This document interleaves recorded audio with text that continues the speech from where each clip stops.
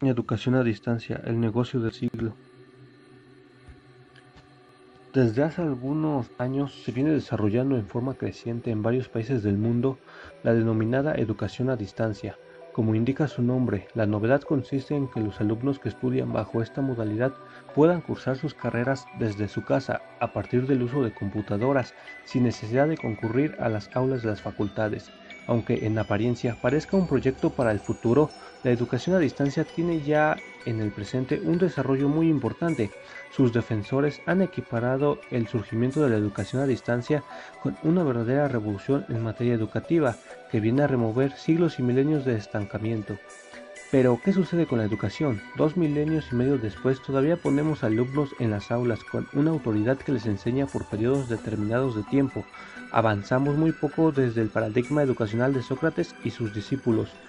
Esta definición viene a ocultar la verdadera finalidad de la educación a distancia. En realidad, esta se ha convertido en un instrumento de primer orden para desarrollar la privatización de la educación estatal, abriendo la posibilidad de que los grandes capitalistas se apropien del presupuesto destinado a la educación, que solo en los países pertenecientes a la OCDE se calcula en más de $1 billón anuales. En 1991, la Comisión Europea señaló que una universidad abierta es una empresa industrial y la educación superior a distancia es una industria nueva.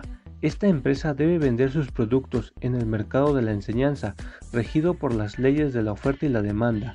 Califica a los estudiantes como clientes y a los cursos como productos, susceptibles de ser realizados en el mercado de la educación.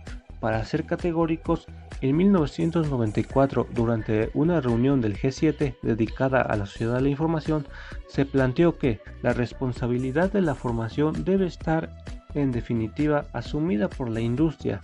La educación debe ser considerada como un servicio devuelto al mundo económico.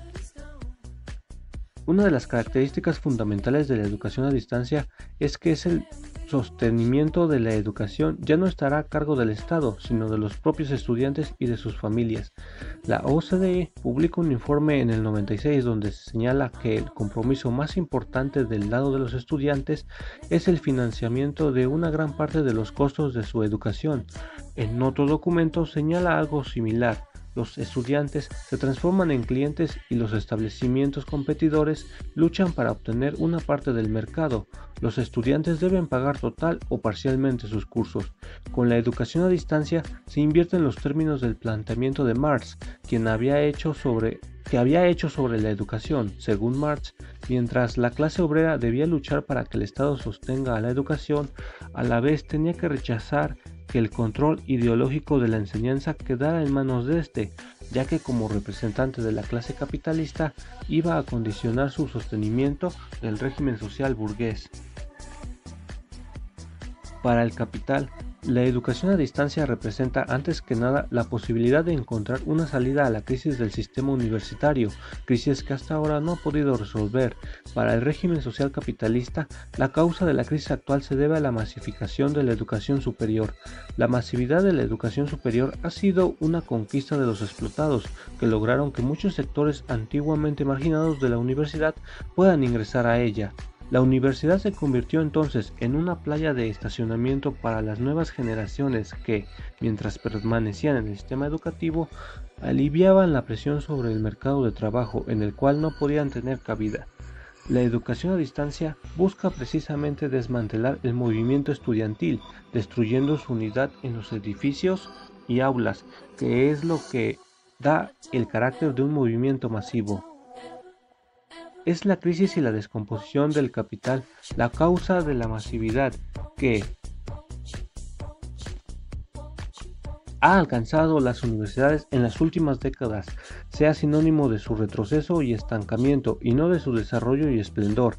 La crisis que se produce por la incapacidad del capital de valorizarse a una tasa apropiada se ha convertido en un freno al avance de la ciencia y de la investigación. La educación a distancia es, en definitiva, un producto del propio capital que expresa en la forma más parasitaria su tendencia a la crisis y a su propia disolución.